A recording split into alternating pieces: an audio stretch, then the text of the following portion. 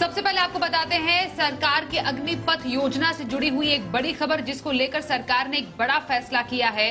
दरअसल सरकार ने भर्ती योजना के पहले बैच के लिए आयु सीमा में बदलाव का ऐलान कर दिया है। साथ ही अग्निवीरों की भर्ती प्रक्रिया शुरू करने की भी घोषणा अब कर दी गई है। इन बदलावों को जरा विस्तार से समझते हैं और कब से भर्ती प्रक्रिया शुरू होगी ये भी जानते हैं। पूरी खबर के लिए हमारे संवाददाता अमरीश पांडे हमारे साथ हैं।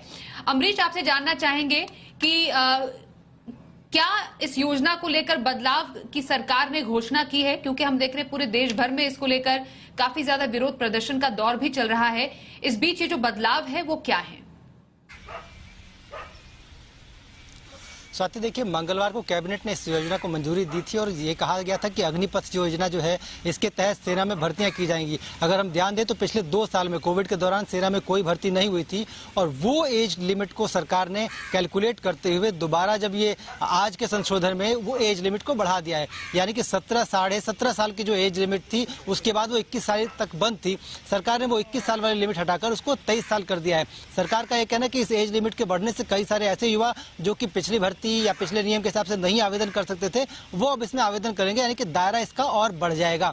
ये संशोधन सरकार का आज की तरफ से हुआ है। इसके अलावा एक बड़ी घोषणा आज वायुसेना ने की कि 24 जून से इसके तहत भर्ती की प्रक्रिया भी शुरू कर दी जाएगी। एक तरफ हम देश भर में इसके लिए विरोध देख रहे हैं, दूसरी तरफ सेना ने तैयारी कर ली है कि किस तरह से इसके लिए भर्तियां शुरू कर दी जाएं। तो कुल मिलाकर सरकार अपने स्टैंड पर बिल्कुल फर्म है। सरकार का कहना है कि इस योजना से बहुत ज्यादा लाभ मिलेगा। आमतौर पर अगर हम सेना का ट्रैक रिकॉर्ड देखते हैं तो हर साल लगभग 10,500 सैनिकों की भर्ती होती है और उसी क्रम में वो आगे जाके सैनिक रिटायर होते हैं। सरकार का इस योजना के तहत ये कहना है कि लगभग 30 से 40,000 सैनिकों की भर्ती होगी एक साल में और इन सैनिकों को कॉन्ट्रैक्चुअल मतलब 4 साल के लिए ट्रेनिंग दी जाएगी, जिसमें कि 30,000 से शुरू होगा इनका वेतन और लगभग 40,000 तक जाएगा। हर साल बढ़ते हुए क्रम में 40,000 तक उनका वेतन जाएगा। चौथे साल के बाद जब इनका टेन्योर पूरा हो रहा होगा इनका कैडर खत्म हो जाएगा, यानी कि जो उसमें से एलिजिबल होंगे 25% लोग उनको सेना एब्जॉर्व कर लेगी। इसके अलावा बाकी जो 75% लोग हैं उनको रिटायर कर दिया जाएगा। उसके बाद जो एकमुश्त रकम उनको दी जानी है वो दी जाएगी। सरकार की कुल योजना इतनी थी। विरोध की अगर बात करते तो इस चीज पर विरोध है कि कॉन्ट्रैक्चुअल भर्तियां क्यों।